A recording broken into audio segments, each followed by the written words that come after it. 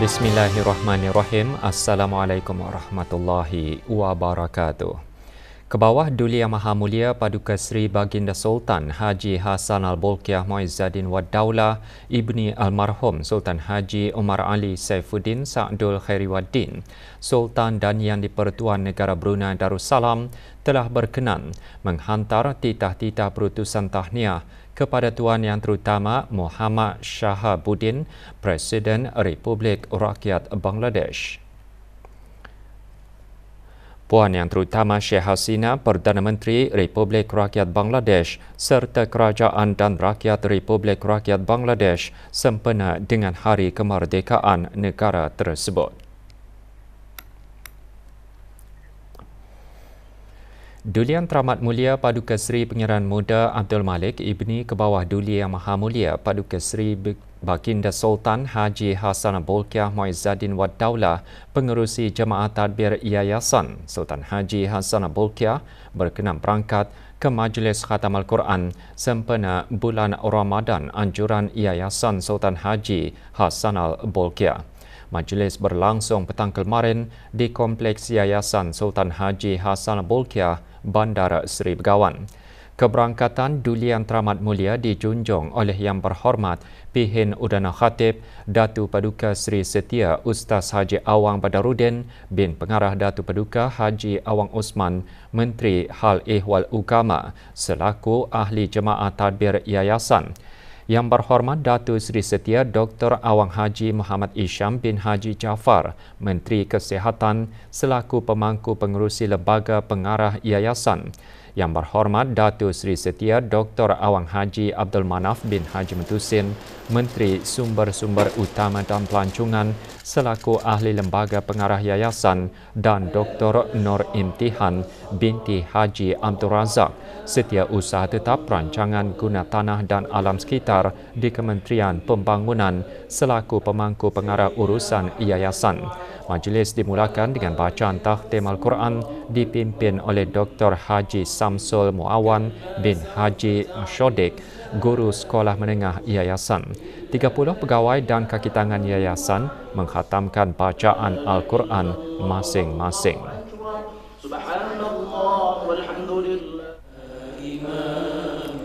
Doa khatam dan doa selamat dibacakan oleh Yang Dimuliakan Begawan Pihin Khatib Datu Paduka Awang Haji Mustafa bin Haji Murad. Majlis diteruskan dengan majlis berbuka puasa dan sembahyang fardu maghrib berjemaah. Juga hadir ahli-ahli lembaga pengarah yayasan, ahli-ahli lembaga pemegang amanah dana Pengeran Muda Mahkota Al-Muhtaribillah untuk anak-anak yatim, pegawai dan kaki tangan yayasan serta guru-guru sekolah yayasan.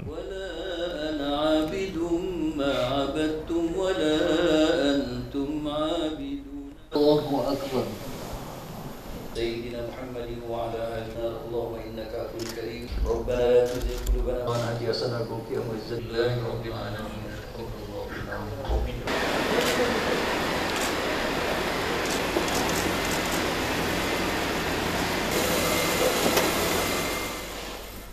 Majlis bertadarus yang diadakan pada setiap malam di Istana Nurul Iman sejak awal bulan Ramadan berakhir malam tadi dengan Majlis Khatam Al-Quran. Majlis diadakan di Baitur Rahmah Istana Nurul Iman. Majlis berlangsung di hadapan Yang Amat Mulia Pangeran Laila Cetria Sahibun Najabah Pangeran Anak Haji Abdul Aziz bin Pangeran Jaya Negara Pangeran Haji Abu Bakar. Bacaan surah Al-Fatihah dipimpin oleh Yang Dimuliakan Begawan Pihin Khatib Datu Paduka Awang Haji Matasan bin Haji Tahir. Bacaan ayat-ayat suci Al-Quran bermula dari surah Ad-Duha didahului oleh Yang Berhormat Pihin Udana Khatib Datu Paduka Seri Setia Ustaz Haji Awang Badarudin bin Pengarah Datu Paduka Haji Awang Osman, Menteri Hal Ehwal Ugama. Majlis disusuli dengan bacaan takhtim dan tahlil. Juga hadir Yang Amat Mulia Pangeran-Pangeran Cetria, Menteri-Menteri Kabinet, ahli-ahli majlis-majlis mesyuarat, timbalan-timbalan menteri, pangeran-pangeran peranakan, pihin-pihin mantri dan mantri-mantri bertauliah.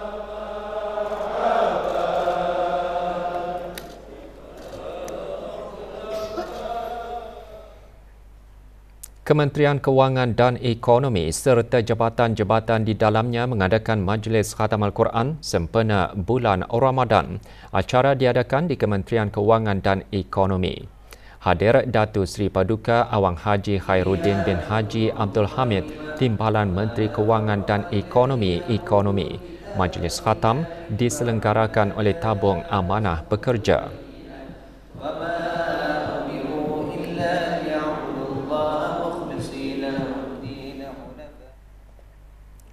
Syarikat Penerbangan Diraja Brunei RB mengadakan majlis membaca surah Yasin dan Tahlil bagi almarhum Sultan Haji Umar Ali Saifuddin Sa'dul Khairiwaddin, almarhumah Duli Raja Isteri Pangeran Anak Damit dan almarhum Duli Yang Teramat Mulia Paduka Seri Pangeran Muda Haji Abdul Azim. Majlis berlangsung petang kemarin di Kubah Makam Diraja. Hadir Yang Berhormat Datuk Seri Setia Awang Haji Muhammad Juwanda bin Haji Abdul Rashid, Menteri Pembangunan selaku pengurusi RB. Seramai 30 kaki tangan dan pengurusan RB menyertainya. Acara dikendalikan bersama rangkaian pengembaraan Saber Brunei.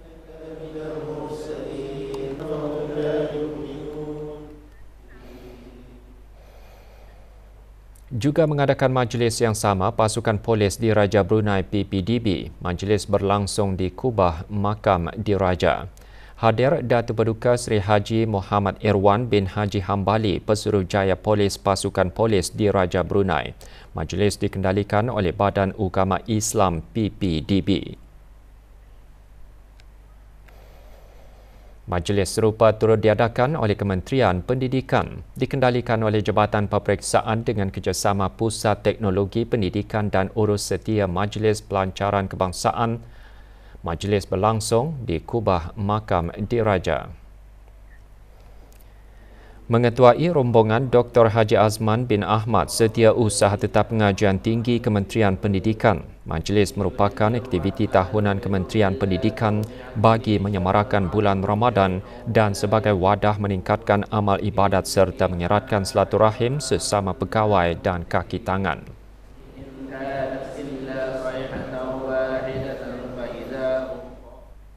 Kembali selepas ini untuk mengikuti bahan berita lainnya.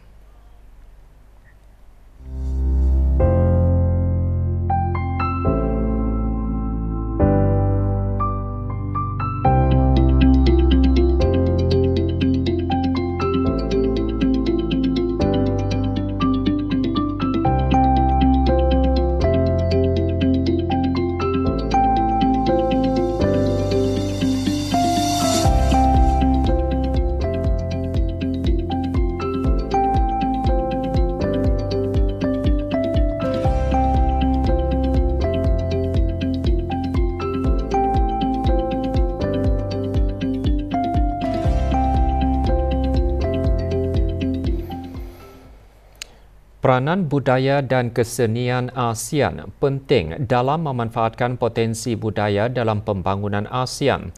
Ia melalui usaha memperkasa perusahaan budaya yang didorong oleh masyarakat yang juga akan membuka kunci inovasi dan kreativiti sekaligus memberi manfaat kepada ASEAN.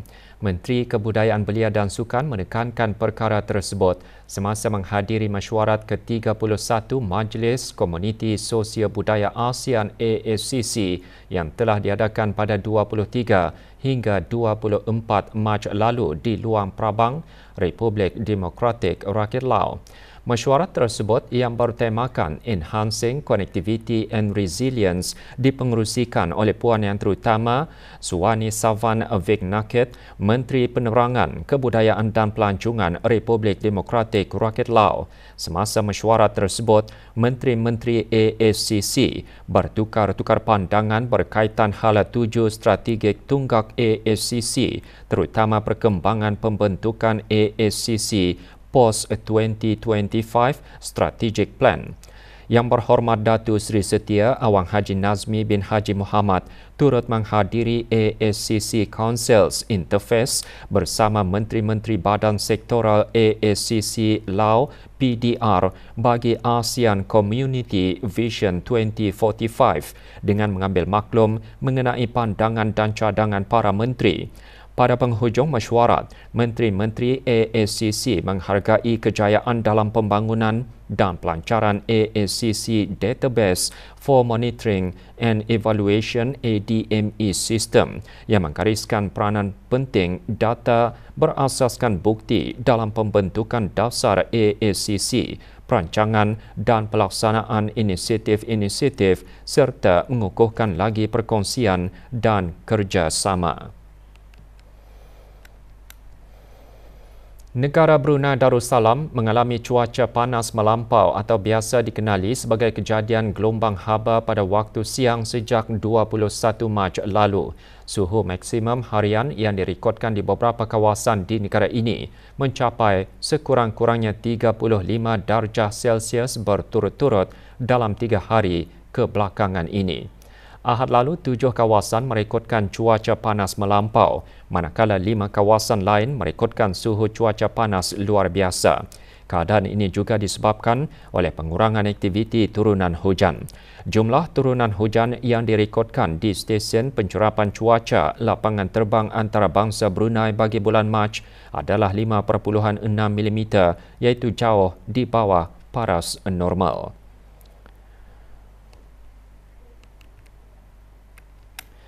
Cuaca bagi negara Brunei Darussalam pada minggu akhir bulan Mac masih diramalkan panas dan kering dengan pengurangan jumlah dan aktiviti hujan. Suhu maksimum harian dijangka boleh mencecah antara 33 hingga 36 darjah Celsius. Keadaan cuaca berjerubu juga diramalkan berlaku. Orang ramai dinasihatkan untuk mengambil langkah berjaga-jaga dan keselamatan akan keadaan cuaca panas dan kering yang diramalkan berlaku. Catatan suhu maksimum harian bagi kawasan-kawasan di negara Brunei Darussalam boleh didapati melalui media sosial Brunei Weather, manakala maklumat cuaca terkini boleh diperoleh dengan menghubungi talian cuaca 114 atau melayari laman sesawang dan melalui aplikasi bimbit Brunei WX.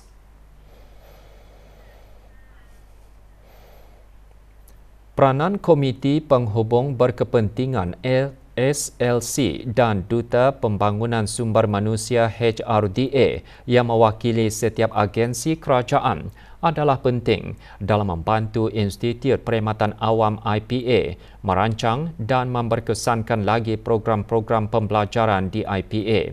Berucap semasa Majlis Pelancaran Hari Pelanggan Institut Perkhidmatan Awam, Setiausaha Tetap Urus Tadbir Perkhidmatan Awam Jabatan Perdana Menteri berkata, ia adalah memastikan agar peranan itu sentiasa relevan bagi memastikan warga perkhidmatan awam dibekalkan pengetahuan serta kemahiran yang sangat diperlukan dalam melaksanakan tugas dan tanggungjawab masing-masing dengan berkesan. Majlis diadakan di Institut Perkhidmatan Awam Rimba. Awang Ajman bin Haji Meludin juga menjelaskan dalam menjayakan dasar dan inisiatif yang dilaksanakan, pandangan, keperluan dan aspirasi pelanggan warga perkhidmatan awam juga perlu diambil kira.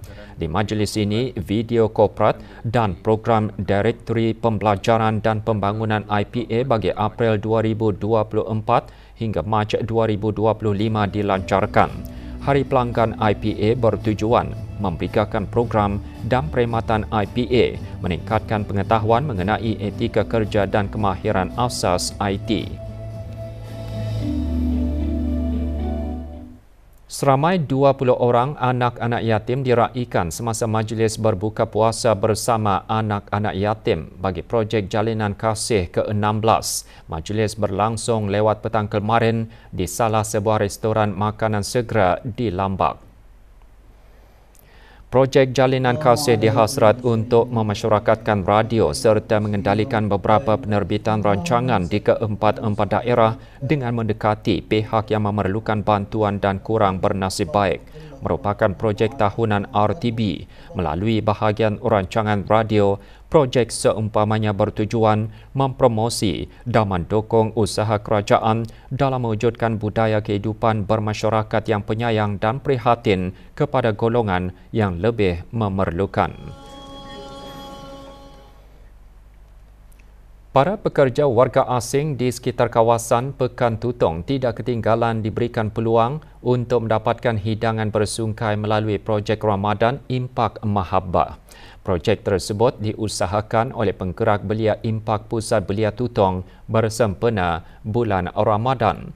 Projek kali kedua ini dikendalikan dengan kerjasama Pusat Kegiatan Warga Emas Tutong dan turut disertai oleh para sukarelawan dari aplikasi Mengelinga.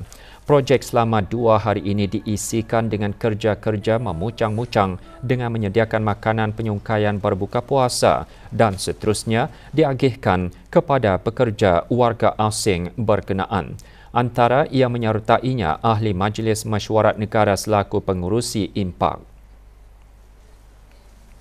Antara objektif projek ini diadakan adalah untuk meningkatkan kesedaran kepada masyarakat untuk menerapkan prinsip keadilan terutama kepada golongan pekerja asing di negara ini tanpa mengira agama, bangsa dan status. Program ini adalah untuk menarik belia untuk sama-sama mengikuti program yang diadakan oleh penggerak belia Impak Tutong seperti aktiviti memucang-mucang dan juga selain itu untuk meningkatkan lagi amal ibadah melalui perbuatan sedekah di bulan Ramadan ini.